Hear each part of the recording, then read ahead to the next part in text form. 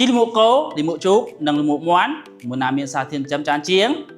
ជំរាបសួរបងប្អូនដោយសារតំបន់គាត់ពិបាករកលមួកគោគាត់មានតែលមួកមាន់ហើយគាត់សួរហើយមានបងប្អូនច្រើនទៀតសួរតាក់ទងជាមួយនឹងបញ្ហានេះអញ្ចឹងវីដេអូនេះខ្ញុំនឹងមកបកស្រាយតើជីលមួកគោលមួកជូកនិងលមួកមាន់មួយណាមានសារធាតុចិញ្ចឹមច្រើនជាងអាសូតជីលមួកគោល 0.5 ទៅ 1.5% ជីលមួកជ្រូក 1.5 ទៅ 3% ជីលមួកមាន់ 2.5 ទៅ 4.5% ផូស្វ័រជីលមួកគោ 0.2 ទៅ 0.8% ជីលមួកជ្រូក 1 ទៅ 2.5% ជីលមួកមាន់ 2 ទៅ 4% ប៉ូតាស្យូមជីលមួកគោ 0.5 ទៅ 1.5% ជីលមួកជ្រូក 1 ទៅ 2% ជីលមួកមាន់ 1.5 ទៅ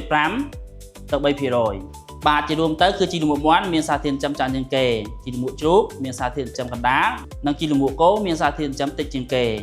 បាទតកតទៅនឹងកម្រិតភាគរយនៃសារធាតុចិញ្ចឹមនេះដែរគឺវាអាចប្រែប្រួលទៅតាមរបបចំណីរបស់សត្វវាអាចប្រែប្រួលទៅតាមអាយុរបស់សត្វបាទបងប្អូននឹងចម្លើយហើយការប្រៀបធៀបជីទាំង3មានជីលមួកគោជីលមួកជ្រូកនិងជីលមួកមាន់គឺជីលមួកមាន់មានសារធាតុចិញ្ចឹមច្រើនជាងគេខ្ញុំបាទចូលចិត្តអរគុណ